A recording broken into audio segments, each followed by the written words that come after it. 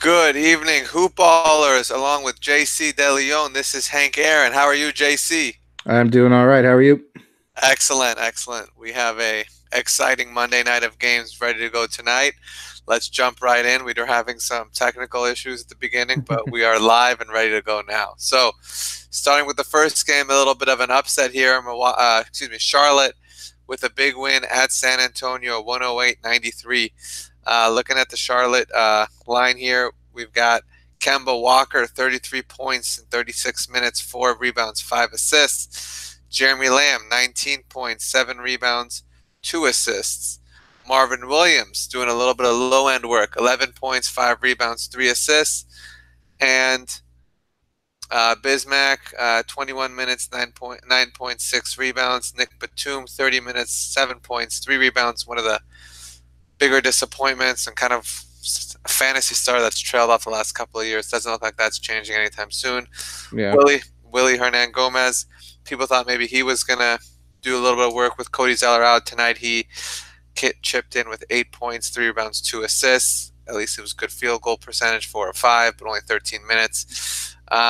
What's jumping out to you with the Hornets? I mean, nothing too. It all seems kind of par for the course. I remember, yeah, Batum a couple years ago seeing they. It seemed like they got a diamond in the rough and kind of a steal in free agency when he was really good for them a couple years ago, and seems like he's been falling off every year ever since. And kind of same with Michael Kidd-Gilchrist a couple of years ago. I think he was really valuable to this team, and I haven't heard very much from him this year at all. No, he's been fairly disappointing for a number 2 overall pick. And also again tonight, he did get in 25 minutes, but only 3.7 rebounds. And from a fantasy perspective, I think, at least for me, I get excited when the players bring the defensive stats. So I thought Michael Kidd-Gilchrist could have been one of those guys down the line that chipped in with the steals, chipped in with the blocks, gave you some decent percentages and low turnovers, and been a low-key asset for a while, but it really hasn't panned out well for him. Yeah, I could say from like a daily fantasy perspective, something like night 15 between 15 and 25 points isn't a lot, but like if you know you're not going to spend very much money on a guy who's going to give you that kind of productivity, like Tony Parker, I bet is really good for that consistent, fairly low productivity but decent value. And the big story tonight was his return to San Antonio. He only played 19 minutes, but he gave him 18 points, shot 12 shots, which probably seems like a lot for him for this season. Yeah, I think it was a good return to San Antonio for him. Yeah, and I mean, he kind of wasn't expected for him to leave, but he did, and it's just going to be one of those asterisks like Karl Malone on the Lakers and some of these other players that just spend the last 1 or 2 years somewhere else. Yeah. Over on the San Antonio side, LaMarcus Aldridge keeping it going, 28 points, 10 rebounds, 4 assists. Great shooting from the field, 11 of 17, perfect 6 of 6 from the free throw line. Is he back to being a top 30 guy for you? I think he is. I think the Spurs have a really sneaky way of like living in Austin. San Antonio is a team I get to see in person the most, and when you watch a game live, you don't have the luxury of like having the entire box score up in front of you and like seeing, all the stats. Like if you were to just observing the Spurs, it's always hard to know like who really is the best player on this team because night to night it's so different. But yeah, I think LaMarcus is really trying to starting to cement his foothold onto the best player on the team status. And yeah, I mean he always gets the rebounds. It seems like he's always going to get you between 20 and 24 points at least. Yeah, I'd say he's pretty solid. Yeah, I think he's up there. I think he carries a little bit of injury risk, so that's one thing I would be slightly cautious about. But it looks like the production is going to be there and stay there as long as he remains healthy. A big fantasy story over the last couple of weeks has been Mr. White. He put in 18.7 of 12 shooting, 2 3-pointers, 7 assists, 4 rebounds. He's been a top 50 guy the last couple of weeks. Is there any reason to think he's not going to remain at least a mid-round player moving forward? No, Popovich always seems to find a guy like this every year, whether it be like a Jonathan Simmons or like even Patty Mills when he was younger. he finds these guys and he squeezes every probably even more productivity than what they should really be producing. There's always a guy like that in San Antonio every year. Yeah, I mean it's been pretty impressive, and I think anyone who scooped him up is pretty happy. Bryn Forbes, he only had 7 points, 3 of 12 shooting, but 6 rebounds, 1 3, 2 steals. If he made a couple more shots, it would be a little bit better line. I think he's going to keep it going as a very low end point guard for anyone who needs one. Other than that, not a great night for DeRozan, but really not much to be worried about with him. He's going to be productive. We know that. Anything else catching your eye on the Spurs side? Not really. We also want to wish condolences to anyone who invested heavily into Jakob Poeltl earlier in the year. He's somebody that I thought I didn't buy too much of him, but I did like his potential for the year, but it really hasn't worked out for him. So another good thing about Popovich is you learn early on like who his guys are and who his guys aren't, and yeah, Jakob is clearly not one of Greg's guys. Nope. All right. So going on, next game we have Houston, which was already basically James Harden, but now even more so with Clint Capella going out. That really hurt me. I didn't like that. But James Harden going bananas, 57 points, 9 rebounds, 2 assists, 17 of 33 from the field, 6 3-pointers, 17 of 18 from the free throw line, 2 steals, 1 block, only 5 turnovers given all the production. I mean, this is turning into that kind of a Kobe Bryant. I don't even know when that was, 2010, when he was just ripping off those massive lines night after night. Yeah, he's already broken the 30. He broke the 30-point streak tonight. And he had 36 in the first half, so Kobe's 80-point game is also maybe in his sights. We'll see what happens. He's going to have the ball to himself for another 2 weeks, probably until Chris Paul comes back. So get ready for some more historic stuff from him. That's true. I mean, as many threes as he shoots, like the other night, I think it was last night, he went 1 for 17. Yeah. He still had like 38 points in the game. Yeah. Tonight he shot 6 for 15. Like he's gonna have a night where he shoots 13 to 15 exactly. from 3, and and he's gonna make 15 free throws on top of that, and in addition to like how many twos he's gonna make. Like it's Kobe Bryant's gonna be sweating it out for the next 2 weeks, so we'll see. Other than that, on the Rockets, House has been semi-productive the last couple weeks. So anyone who wants to pick him up for low-end streamer, he may be worth it. Other than that, yeah, you like him? Yeah. I like his energy. It seems like I like his energy off the bench. He's been starting lately, but yeah, I like him. Yeah, I think he could give some value. Eric Gordon should be back soon, so may not last too long, but he's someone that could pick up in the very short term. Clint Capella's injury, not really opening it up for anyone. Nene got 2 points, 3 rebounds on 13 minutes. Marcus Chris, who, also one of these, guys that people get invested for fantasy purposes, really not much, 2 rebounds. So Hardenstein only, 6 minutes for him. So it doesn't really look like there's going to be a winner from that Capella injury. No, it just seems like they're completely going to shift the way that they play, because you can even kind of see it in Harden's assists. Like throughout this streak, he's always gotten a decent number of assists, and tonight only 2. Yeah. And that's because he runs that pick and roll with Capella a lot, and he doesn't really run it with anybody else. Yeah. So we'll see what happens, but looks like James Harden just going to go off even more than he's already been doing, and maybe House for a few games until Gordon. And maybe even when Gordon comes back, House could still contribute some. So yeah. See that. What do you see over on the Grizzlies side? Oddly deceptive line for like Jaren Jackson Jr. Like you see 12.6 rebounds, you think, yeah, that's pretty good. But he got 3 blocks, 2 turnovers. Somehow equates to only like 21 fantasy points, at least according to CBS. So it's like, seems like that would have been worth a lot more fantasy points, him filling the stats that much. But I mean, he is somebody that I like, and I see a lot of value in Jaren Jackson, especially for a rookie. I think he's obviously only going to get better. Yeah, I agree. I think he's pretty good, and I think in a category league, those 3 blocks will, give you a lot more than maybe however that daily fantasy is scored. So I think those blocks may be a little bit more viable. Plus, percentages are okay and low turnover. So, who else? Gasol, only 7 points, 4 assists.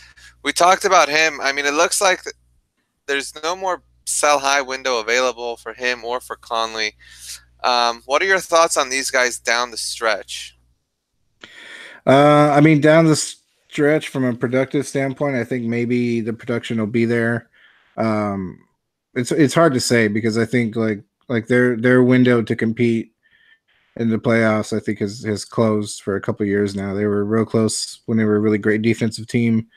Now they're just kind of so-so. And so yeah, you got to wonder if as they get closer to the end of the season, if they're like one thing I've talked about on some of the other shows is kind of every team how they're doing situationally. If the season's winding down and there's good draft picks out there in college, if Gasol's injured or if he's not playing that great, they might shut him down kind of early. Conley has kind of a bit of an injury history. They may shut him down early if that's not happening for the team. So it's kind of one thing you got to look at.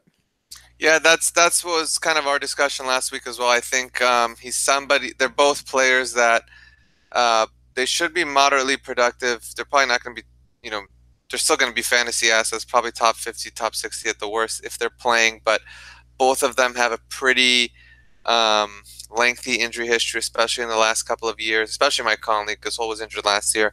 And they're both shutdown risks. So I think they're both guys, if you can move them for equivalent assets, do it.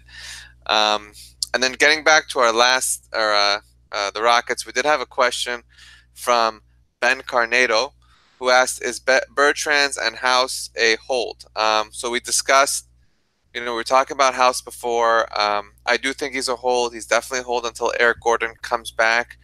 And even then, he's worth holding on to see what happens. What are your thoughts? Yeah, I think if you've got him, hold on to him.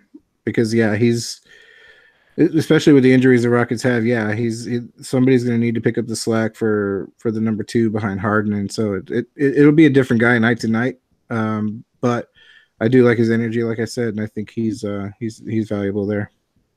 And how about Bertans? He's not somebody we talked about. He's not somebody that's been, massively productive on the year, but he has been a low end guy the last couple of weeks. What are your thoughts about him?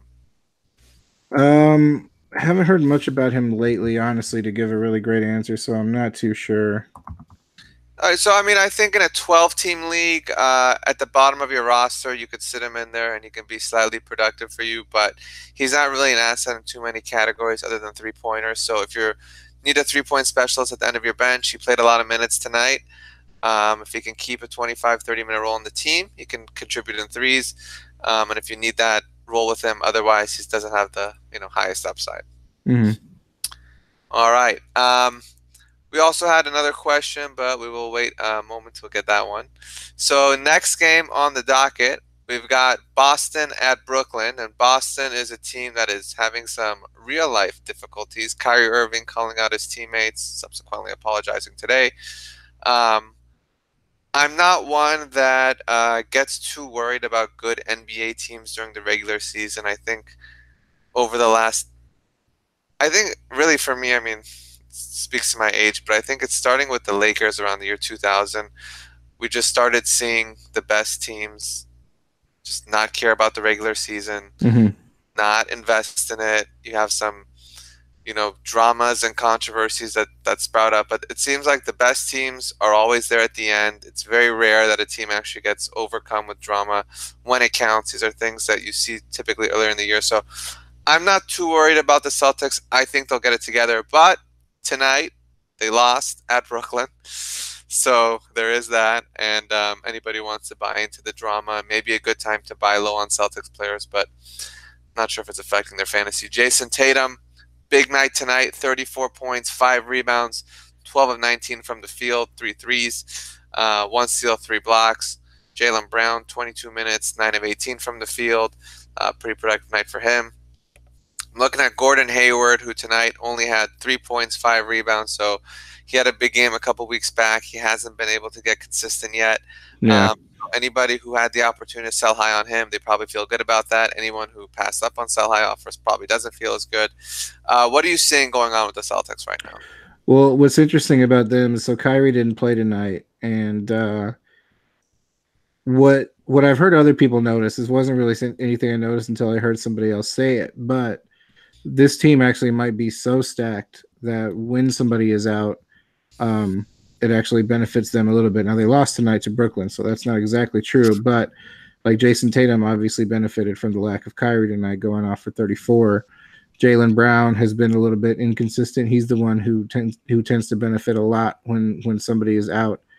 I'm sure his average jumps to close to 10, if not a little under that. And tonight he went off for 22.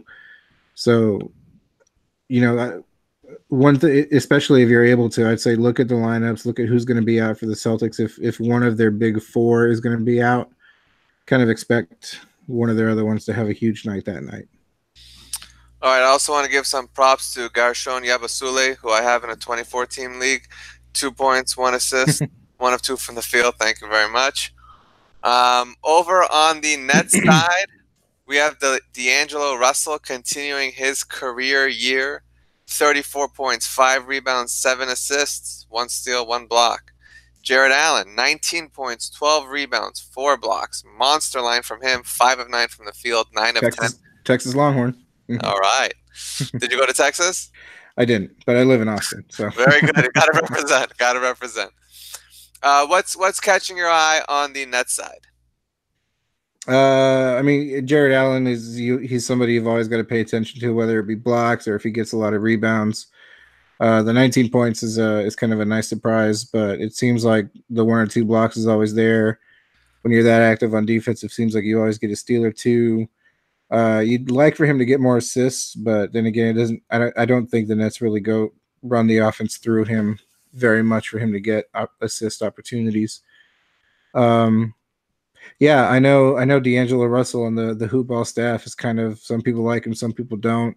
I mean, overall, I think I do like him. I think on a team like this, somebody's got to score the points. And the way this team is constructed, he's obviously the one who is going to be the go-to shooter. And so, yeah, I think nights like this from him are going to be more common than not. And so I'm in the camp that likes him. Yeah, I like him too. I think again, with him, I have a bigger concern with injury than I do with anything else. I think there's some efficiency issues with him too, but ultimately, points, assists, steals, threes, it's all coming, and it's going to keep coming with this team. So I definitely like him for fantasy purposes, and I think anyone who got him probably got him at a decent discount in the draft, so they're probably feeling pretty good. Also, interesting, I just noticed Jared Allen is actually slightly ahead of Russell on a per-game basis in fantasy value this year, which goes to show you just how sneaky Allen's value is, because I think almost nobody would see that just taking a quick look at their box score. So Allen is someone who, and Allen, I mean, he's the type of guy, centers, high efficiency, low turnover, good free throw shooting centers are typically very low rated assets because their stats don't really jump out to you, but those block numbers, the good percentages, they add up at the end of the day. So another guy on the Nets worth looking at, Joe Harris, 4 of 10 from the field tonight, 1-3, 4-4 from the free throw line. He had 34 minutes, so he's got a solid role. He's a good 3-point shooter. He gets steals. He's also kind of low turnover, decent efficiency guy. So Nets do have some good fantasy players, even with all the injuries they've had so far. I like what DeMarre Carroll gives him off the bench. I know when he was signed, he was probably envisioned to be a starter, but I think energy off the bench is a real thing, and I like what he provides there. Yeah, I mean, despite there was some bad 3-point shooting tonight, 1 of 9, but 10 points, 14 rebounds, 2 assists, and a block. So he does give very good versatile value, and I'm with you. I think if he can get the minutes, he can be fairly productive for them. Okay, next game we have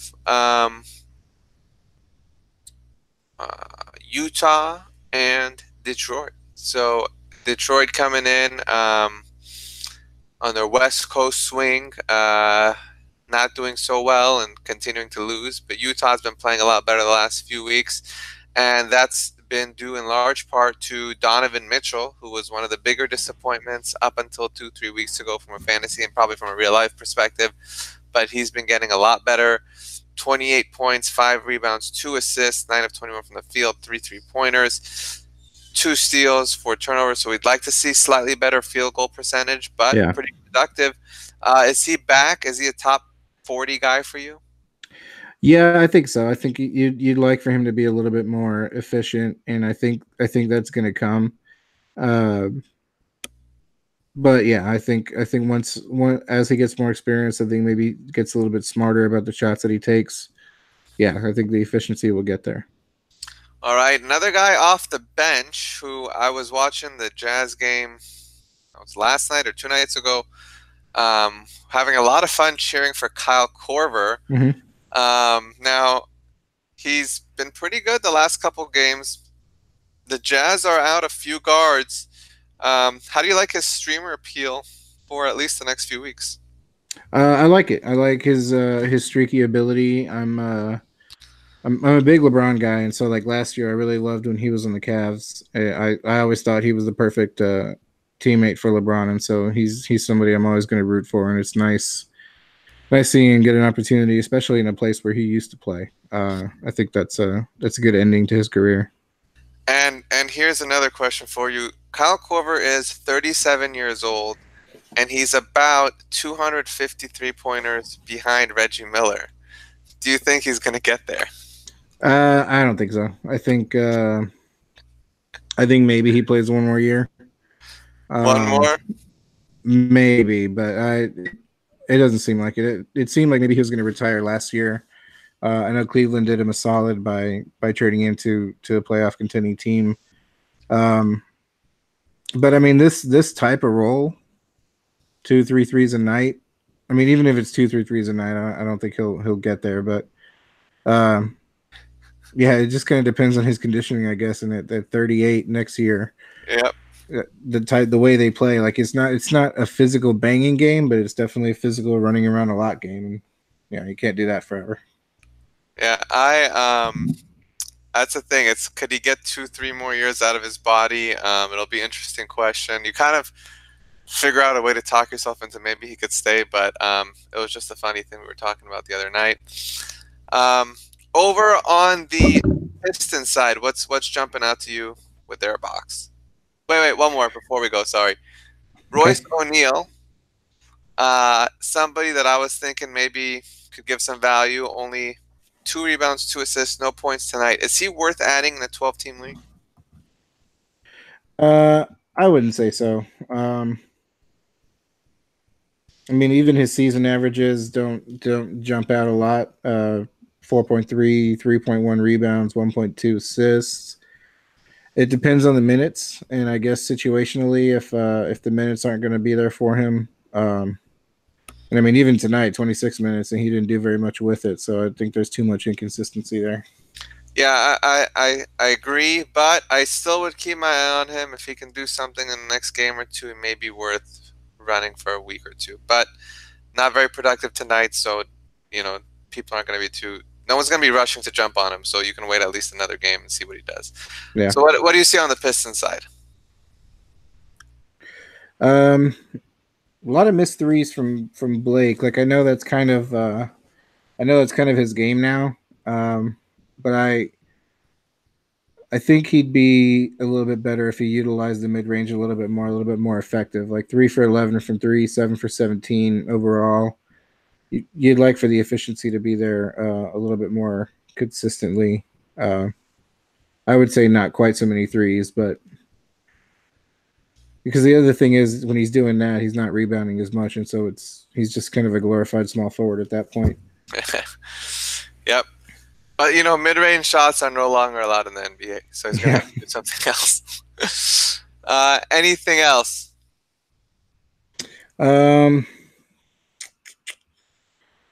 Not really. You'd like to see a few more blocks, maybe from Andre Drummond. 13 rebounds is still kind of a lot, but yeah, nothing else really jumps out too much for me.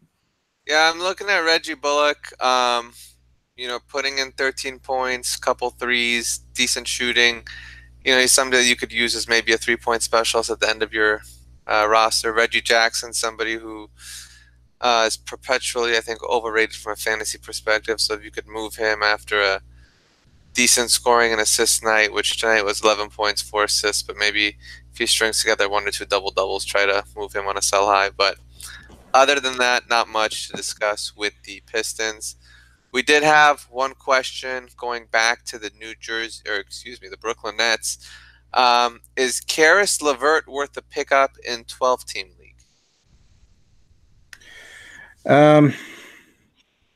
I would say, again, it kind of depends on what the Nets are trying to do situationally.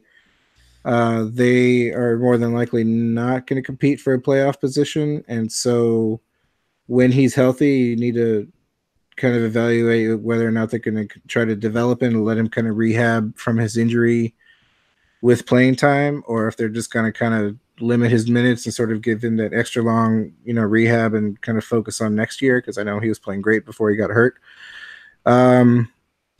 If you've got the room for him, I would say maybe add him because he could be a surprise, but like be ready to pull that cord super quickly. Yeah, I'm not as optimistic on him for this year. I think if you're in a weekly league, maybe. But otherwise, if you're playing your players every day, it doesn't look like he's going to be back anytime too soon. And even when he comes back, you got to figure there's going to be some rest. There's going to be back-to-backs off. There's going to be minute limits. And not to mention, there may be a decrease in the quality of his play when he comes back. I mean, he has suffered a fairly devastating injury. So he's not somebody I'd be looking to add right now. I think there's other players that are probably available in a 12-team league that I'd stash above him and hope that, those guys, break out for whatever reason. So Karis, not someone I would add in a 12-team league now, but yeah, I definitely see the potential, but yeah, even thinking about like Paul George when he came back from his injury for like the 13 games that he came back, like it takes a while to come back from something like that. Exactly. So we'll see how it goes. All right. I think we're done with the completed games, but there's a couple more games still going on. One of them is New Orleans and Clippers. So Anthony Davis doing his thing in the first half, 17 points, 6 rebounds, 3 assists, 3 steals, no turnovers, no blocks. So hit a 3, hit a block, have a 9-cat line, but we'll see what he does in the second half.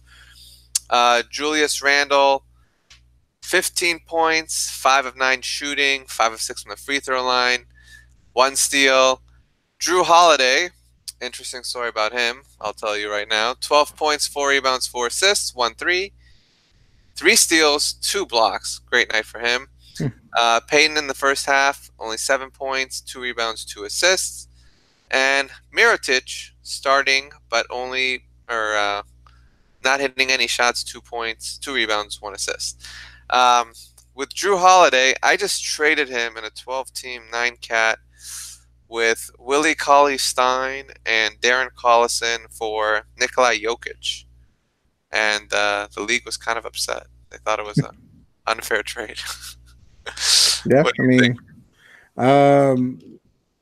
so Jrue Holiday for Jokic, Jrue Holiday, Willie Cauley-Stein, and Darren Collison for Jokic. 12-team 9 category. I mean, 3 for 1. I mean, that one being Jokic. Jokic is kind of always a triple-double threat, but Cauley-Stein's kind of inconsistent. Yeah, I mean, I'd say you got the better end of that, but I don't think it's super unfair. I think I don't think it's that unfair. Yeah, I didn't think it was bad at all. I thought I was giving up a lot, frankly.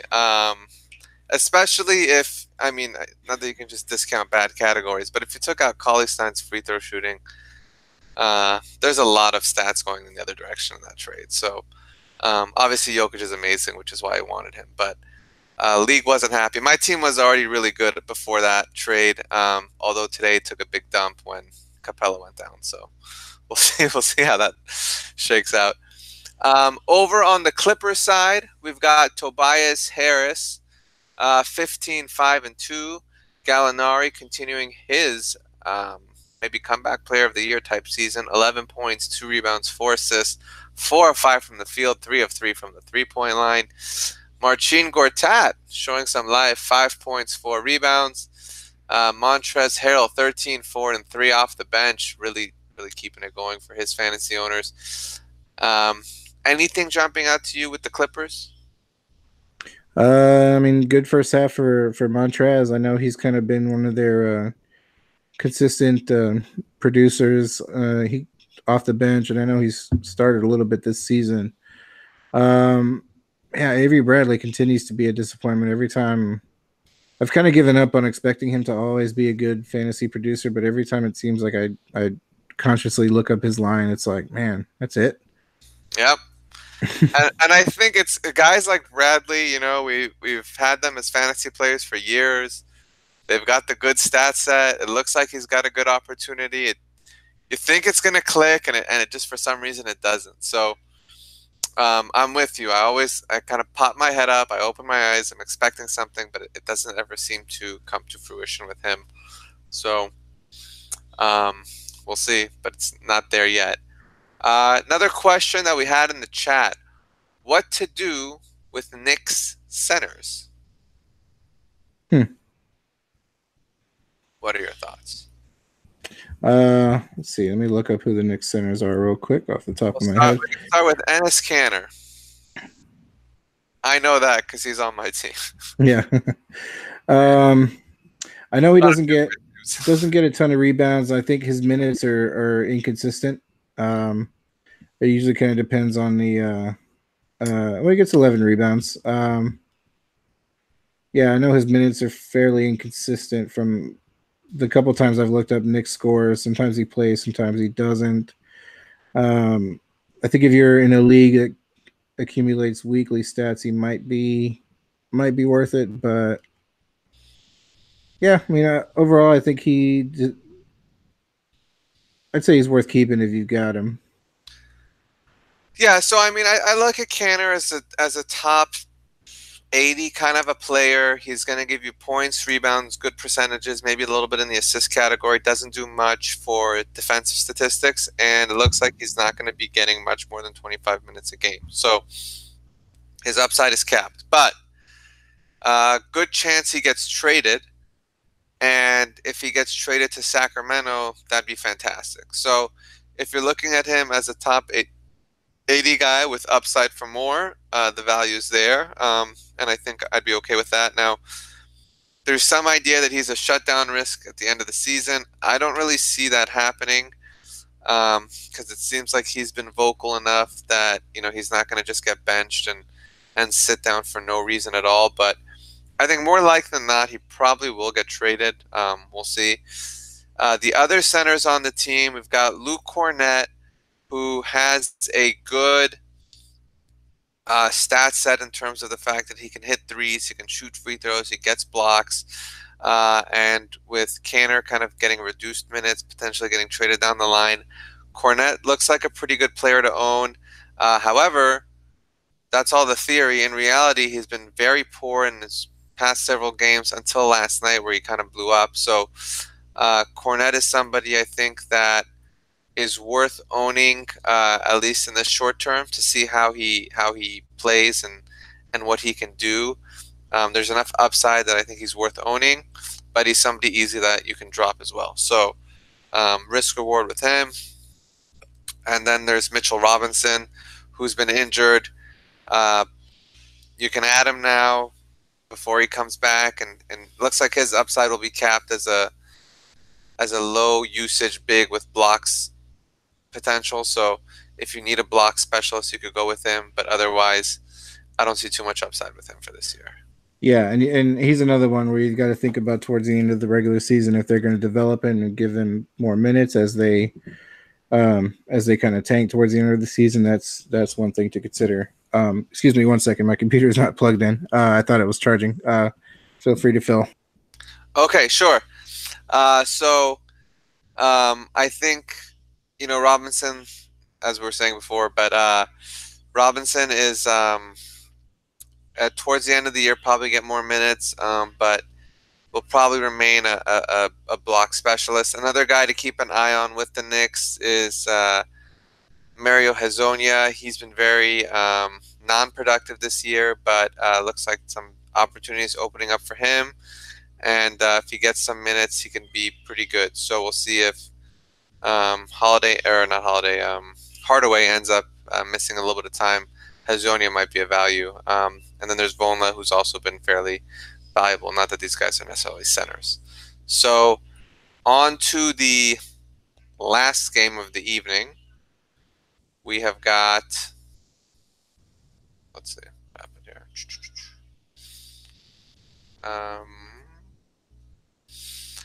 Trailblazers and Sacramento Kings.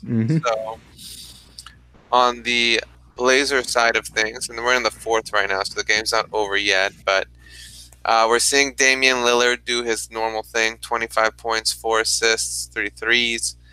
Aminu, 11 points, 2 steals, 3 assists, 7 rebounds. I don't know who this Jonathan Layman is, or excuse me, Jake Layman. Do you know much about him? Not really, no. Looks like he's a second-year player, second-round pick. So I don't know. We'll see. But he's 6 of 7 tonight, 1 of 1 from the free throw line, 3 rebounds, 13 points. So maybe keep your eye on him. He may become productive. Other than that, I think we know what's going on with the Blazers for the most part. Nobody really surprising. CJ McCollum not having a good night tonight, but not much to worry about with them. Where there's a little bit more fluidity is on the Kings side. And over here, look at Buddy Hield, just keeping it going. 7 of 9 from the field, 2 threes, 3 of 3 from the free throw line, 6 rebounds, only 1 turnover. I mean, he's having a great year, and he's really breaking out as a top 60 guy.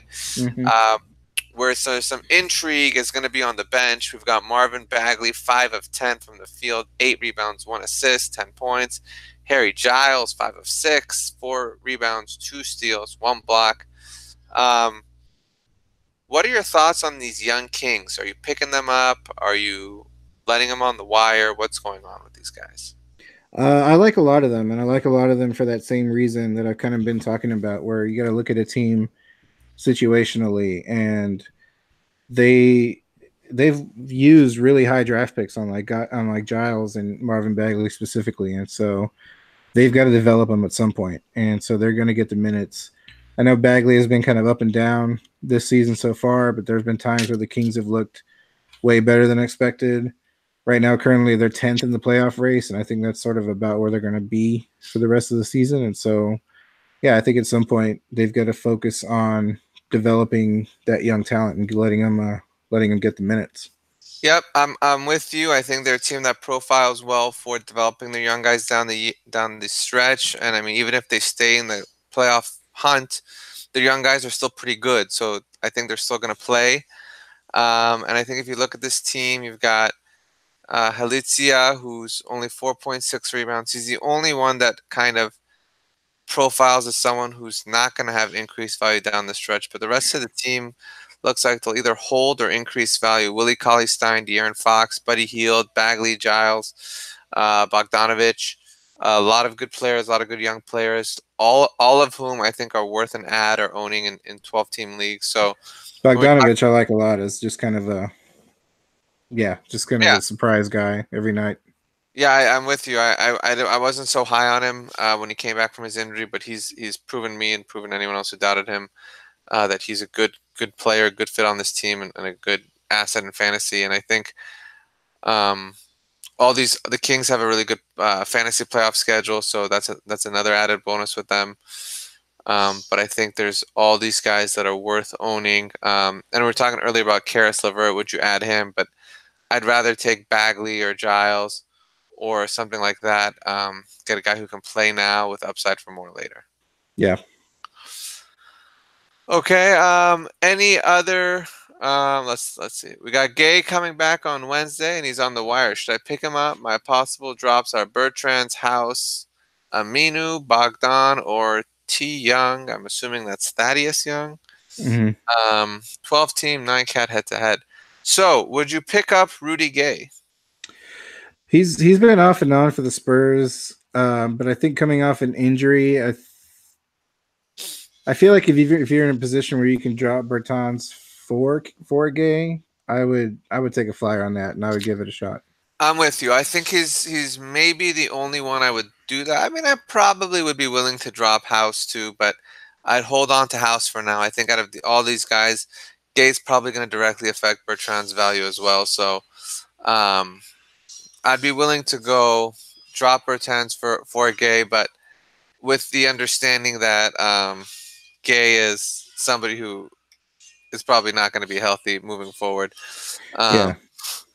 And I'm not too high on Thaddeus Young either. So, he's somebody that I wouldn't mind dropping as well. So these are guys, I think Gay is worth picking up. But again, only as somebody that you understand as a short-term play and has a very long documented injury history. And you should be ready to drop him once those injuries flare back up. I think Thaddeus Young is one of those guys, kind of like Avery Bradley. Like he's older than we all think he is, and like he seems like somebody who maybe hasn't been in the league for very long, but this is year 11 for him, so it's like he's up there. I saw a fantastic meme of Greg Oden and Steph Curry, and it's just like that face that you make when you realize Greg Oden and Steph Curry are the same age. And Yeah, they're just a side by side photo. And you're like, wow. Yeah.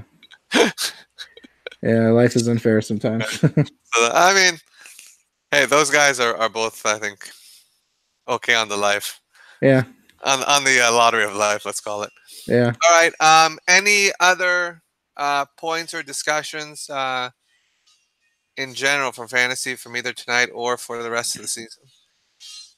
I think what's today? The 14th, about to be the 15th. So less than a week till LeBron comes back. Is he scheduled to come back? I think the 18th is what they said. Okay. Yeah. Well, hopefully. I went to my first Laker game of the season last week, and he wasn't there. So we picked a bad time. Man, he's my favorite player, and he and I have the same birthday. And I booked a trip to Los Angeles for that December 30th game. And yeah, he was injured, and I was at a friend's house on Christmas, and as soon as I saw him go down on Christmas, I was like, I knew it. As soon as I saw it happen, I'm like, yep, I booked that vacation for nothing. Yeah.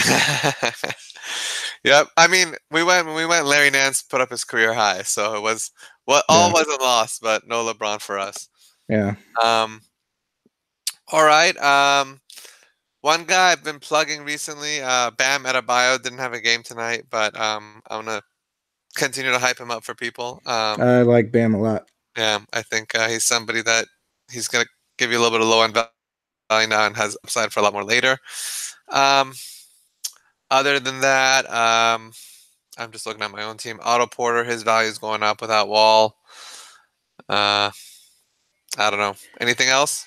Nothing really. I mean, another thing about Bam, like just kind of, I think if Miami does try to get rid of him at the trading deadline, the closer it gets to the likelihood of him being traded, then yeah, I think Spo will obviously increase Bam's minutes because I think he really likes Bam, and I think he doesn't like Hassan. Yep. Ed, you got anything else coming out with Hoop Ball this week? I don't. I'm still kind of new to everything, so I'm just kind of hopping from show to show. I don't really do any writing or anything like that, but I'm kind of hoping to expand my role at some point. All right, very good. What's your Twitter handle? At JCDeLeon1. You can find me there, and same on Instagram. All right, you can tweet me at Hank_Aaron2. Hank_Aaron2. It's been a lot of fun tonight. We had a lot of good questions. JC, any final thoughts? Nothing now. It was my first show with you, and I enjoyed it. So yeah, looking forward to the next one. A lot of fun for me. A lot of fun for everyone joining us tonight. So thank you again all for joining us. We will see you next week. Have a good night.